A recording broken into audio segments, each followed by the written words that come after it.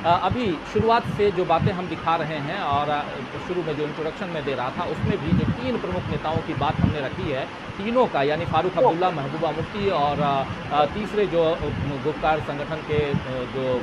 तारिगामी जो कि प्रवक्ता हैं, इनका भी कहना है इन सब का कि हमारा मकसद एक है, वहाँ पर उन लोगों ने कुछ भी नहीं दिया है, उनका एजेंडा कुछ भी नहीं है, लेकिन हमने अपना एजेंडा फिक्स कर रखा है और इसमें सबसे बड़ी बात है कि जम्मू कश्मीर को फिर से एक तो 370 करना, लागू करवाना और दूसरा जम्मू कश्मीर को फिर से एक विशेष राज्य का दर्जा जो है वो मिले, उसकी वापसी हो, इस पर बात हो। ओवरऑल आपको क्या लगता है कि आखिर 2 साल बाद फिर से केंद्र सरकार जम्मू कश्मीर को लेकर कश्मीर के नेताओं को, 14 नेताओं को जो यहाँ से इन्विटेशन भेजा गया है, उनको लेकर के चर्चा क्यों करना चाहती है? एक हालांकि स्पेकुलेशन है, लेकिन फिर भी मैं जानना चाहूँगा एक पत्रकार होने के नाते, आपको क्या लगता है कि 2 साल बाद आखिर कश्मीर की याद मोदी सरकार को क्यों आई? कुछ तो शायद इसलिए कि ये जो उनकी एक अभी तक की सारी ज्यादातर मुद्दों में जो पॉलिसी रही है मोदी सरकार की, वो ये है कि बुलडोज करते चलें जो भी उनके हिसाब से उनको जो लगता है कि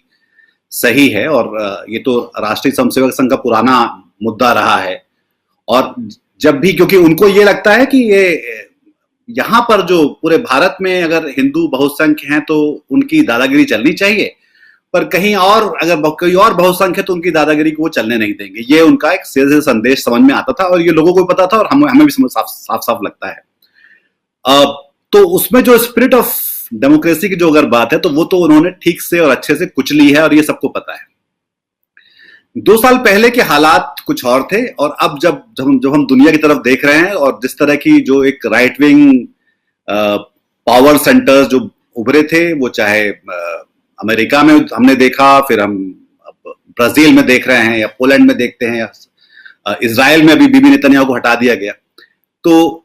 वो जो उस समय लोग कह रहे थे कि बहुत सारे बीजेपी के लीडर ही यूपी में कि जाके तुम कश्मीरी लड़कियों से शादी कर सकते हो और वहां जमीन खरीद सकते हो और यहां पर भी हम एक गाजा पट्टी जैसा कुछ बना देंगे। ये तीनों बातें मैंने बहुत सुनाई पड़ी थी उन दिनों। तो ये बहुत ये कुल मिला के 2 चीजें हैं जो बहुत एक चतुर बनने की कोशिश है और एक बुलडोजिंग है। ये किसी भी तरह से तंत्र जब प्रजा की या लोग की एक तरह से बुलडोजिंग करता है, चाहे वो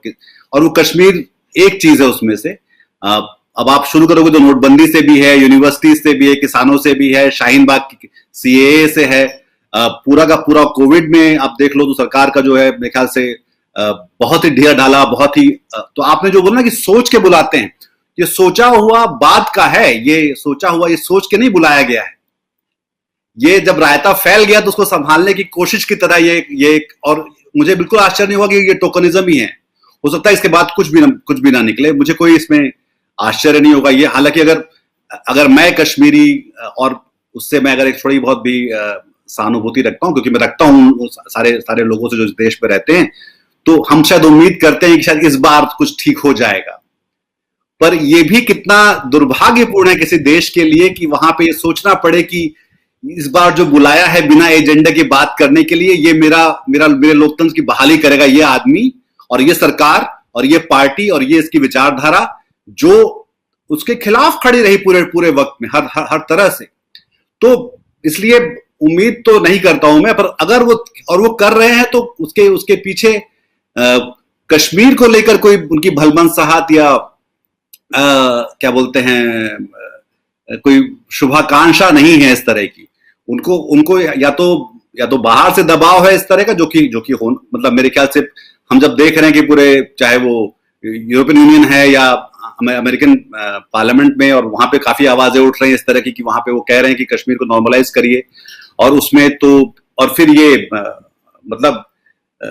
ये तो 3 हिस्से या 2 हिस्से जो किए गए हैं, आपको क्या लगता है कि देश में सबसे पहले 2 हिस्से में बांटना था तो यूपी को बांटते? वहां से ज्यादा जहालत कहां पर है हिंदुस्तान में इस समय? वहां जहां से सबसे ज्यादा सांसद आते हैं इस देश में, सबसे ज्यादा जहालत वहां पर क्यों? ये सवाल क्यों नहीं पूछता कोई जो है पॉलिटिकल लीडर इस देश का? सबको उस जगह की पड़ी हुई जहां सबसे कम लोग रहते हैं, जहां बरकत बहुत अच्छी है, प्रकृति बहुत अच्छी है, सीमा का राज्य रहा है, सीमा का इलाका है, उसको लेकर तो बहुत ज्यादा एक तरह की गंभीरता और जिम्मेदारी से काम करना चाहिए, जो कि कश्मीर को लेकर मुझे लगता है कि सबसे ज्यादा जो गैर जिम्मेदाराना तरह का पूरा एक वो किया गया। और इन्होंने हर चीज में इस तरह, मतलब ये सब अयोध्या, आप एक एक चीज को उठाओगे और दिखेगा कि ये फैसले कर लिए गए और उसके बाद सोचा गया कि आप क्या करना है।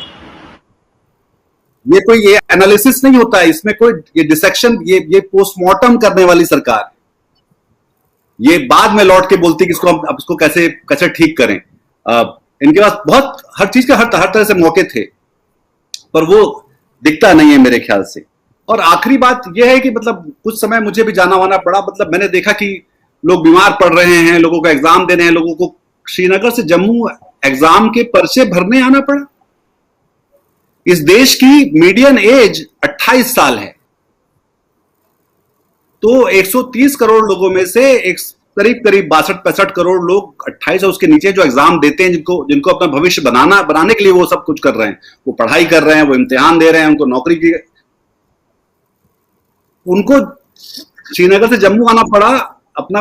वो किसी साइबर कैफे में जाके, अपना साइबर कैफे भी खत्म हो चुके हैं अब तो देखिए, तो उनको जाके वो अपनी एप्लीकेशंस भरने के लिए। ये कौन करता है अपने देश के लोगों के साथ, अपने देश के बच्चों के साथ कौन करता है इस तरह से, मुझे बताइए। तो अब मुझे नहीं मालूम कि ये फारूक साहब या उमर या महबूबा जी उसको लेकर कितना उसको वो किस उम्मीदों में है। एस्टेब्लिशमेंट जहां भी होता है उसके अपने अरमान अलग होने लगते हैं जनता के बरक्स। पर मुझे लगता है कि कश्मीरियों को मतलब ये एक बहुत लंबा संघर्ष रहेगा, और वो संघर्ष मोदी जी के रहते हुए और मोदी जी के रहने से और मोदी जी के करने से तो जो हो सकता था वो सिर्फ कश्मीर नहीं देख रहा है, वो तो पूरा हिंदुस्तान ही देख रहा है। ओवरऑल आपको क्या लगता है इन तमाम चीज़ों के बाद जो अलग अलग बयान आए, अगर थोड़े दिन पहले आए चलिए ठीक है, लेकिन उसके बाद अब फिर से इन नेताओं के साथ मिलना, और जैसा अभी पुष्परंजन जी बता रहे थे कि ये हो सकता है कि परिसीमन और चुनाव का मसला हो सकता है, सुरेश जी और अच्छे से बताएंगे, उनके पास आऊंगा, लेकिन उससे पहले आपके पास इसलिए आना चाहता हूं कि क्या इसको हम आने वाले चुनाव से जोड़कर देखें, क्या हम खासकर उत्तर प्रदेश के चुनाव से जोड़कर देखें, जहां राम मंदिर, जहां 370, जहां 3 तलाक, जहां सीए, तमाम मसले उठने वाले हो सकते हैं, जबकि किसान आंदोलन भी सिर पे है। क्या कहें? मेरे ख्याल से भाजपा की सबसे बड़ी जो असफलता होने वाली वो ये है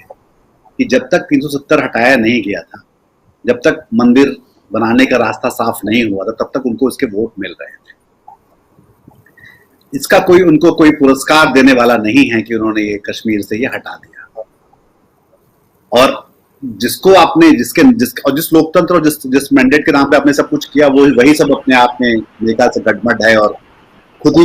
हमारी खुद की सरकार की क्लैरिटी ही नहीं कि हम चाह क्या रहे हैं कश्मीर में करना। अच्छा खासा भारत जो है पाकिस्तान से डीहाइफनेट हो चुका था। ये वापस जो कश्मीर को पूरा ऐसा करने के बाद हम वापस वहीं पे उसी गड्ढे में आगे फिर हम पाकिस्तान से हाइफनेट होते जाएंगे हर जगह इंटरनेशनल फोरम में, और वहां पे जाके आप डिफेंड करते रहेंगे और वहां पे जाके आप, तो वो मामला खिंचता ही रहेगा उससे।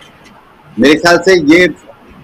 जो जब भी कोई करेक्टिव मेजर कोई भी करता है, हम भी अपने करते हैं या सरकार भी करती है, तो वो कोई फ्यूचरिस्टिक सोल्यूशन लेकर देने की बात नहीं करते, वो पुराना जो गड़बड़ कर दिया उसी को ठीक करने की बात कर रही है। तो आपको सरकार के नाम पे अगर एक पंक्चर की दुकान चलानी है या रेडियल टायर बना के उसको आपको आगे भविष्य की तरफ बढ़ना था, तो जब ये बात कर रहे थे तो ऐसी बात कर रहे थे कि हम विकास है और हम सबको साथ लेके चलेंगे। और ये मेरे ख्याल से मुझे तो एक ही वीडियो याद है जिसमें डोवाल साहब पूछ रहे हैं ईद के दौरान की बकरियों के रेट ठीक हैं।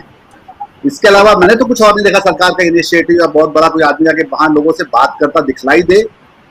उस जगह पे जहां पे सिक्योरिटी का पर कैपिटा डिप्लॉयमेंट शायद दुनिया में सबसे ज्यादा है। मेरे ख्याल से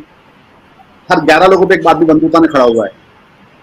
ये है नंबर शायद मोटे तौर पे। तो ऐसे में आप उनसे बोल रहे हो तो ये तो ऐसा है कि एक पिंजरा है और उस पिंजरे में हम कह रहे हैं कि तुम अब आजाद हो, और तो तुमको तकलीफ है, तुम नया पिंजरा लगा देते हैं। इस तरह की कुछ बात है। मुझे तो नहीं लगता इसमें लोगों की कहीं मंशा लेनी है या उनसे बात करनी है, उनको विश्वास में लेना है, या उनके सचमुच अगर हम डिजिटल तब तो नोटबंदी में डिजिटल कैश की बात कर रहे थे, डिजिटल ये डिजिटल वो। अभी भी जो है अगर आपको वैक्सीन चाहिए तो डिजिटल के बिना नहीं हो पाएगा, और वहां पर आपने इंटरनेट बंद कर रखा था। दुनिया में सबसे ज्यादा इंटरनेट सरकार जब बंद कर दी तो उसमें हिंदुस्तान सबसे ऊपर। ये मोदी जी का योगदान है हमारे लोकतंत्र में, हमारे अभिव्यक्तियों में, हमारे कामकाज में, हमारे हमारे हमारे रहन सहन जीवन में। दुनिया में इतना इंटरनेट कोई नहीं बंद कर सकता जितना कि भारत में बंद किया जाता है, और सबसे ज्यादा उसमें सबसे ज्यादा कश्मीर में बंद किया जाता है इंटरनेट। तो हम पता नहीं किस आजादी की और किस भविष्य की और किस स्टेक होल्डिंग की बात कर रहे हैं। तो वो ये जो बात मुझे लगता है कि ये पूर्व एस्टेब्लिशमेंट के लोग हैं और दिल्ली सरकार की आपस की बीच की बात है, जो मैं पहले भी कह रहा था। मुझे कोई बहुत अधिक उम्मीद नजर नहीं आती इसमें कि ये कश्मीर के लोगों का इसमें कोई साफ साफ भला होने वाला है। और एक और बात भी है, मोदी जी का कोई वो आज तक किसी कदम जो भी उन्होंने कदम बढ़ाए हैं वो उन्होंने साफ साफ उस पर कभी वापस नहीं गए हैं। उन्होंने कहीं कोई अफसोस, शर्मिंदगी, माफी नहीं जताई है किसी भी चीज के लिए, है ना। तो ये उम्मीद करना कि वो इस मामले में ऐसा कर देंगे और वापस चले जाएंगे और सब कुछ वापस ठीक हो जाएगा, मुझे तो नहीं लगता है ऐसा होने वाला, क्योंकि ऐसी कोई मिसाल सामने नहीं। और जो भी ये हो रहा है तो वो जैसे कि ये ऐसी इस तरह का, जैसे पाकिस्तान बात करता है कि वो आतंकवाद को नहीं फैला रहा, तो वो दुनिया भर में अपने डॉसियर्स बना के भेज रहा होता है कि हम देखिए ये कर रहे हैं, हम वो कर रहे हैं। तो हम करते हुए दिखलाई देने का मतलब ये नहीं कि हम कर रहे हैं। तो मेरे ख्याल से इस पूरी कवायद का मतलब यह है कि हम कुछ करते हुए दिखलाई तो दें, पर हम कुछ करें नहीं, क्योंकि वो मंशा नहीं है, क्योंकि वो न तो विचारधारा के हिसाब से, न पार्टी के हिसाब से, न वोट बैंक के हिसाब से, न आने वाले चुनाव के हिसाब से, किसी के हिसाब से भी वो सूट नहीं करता।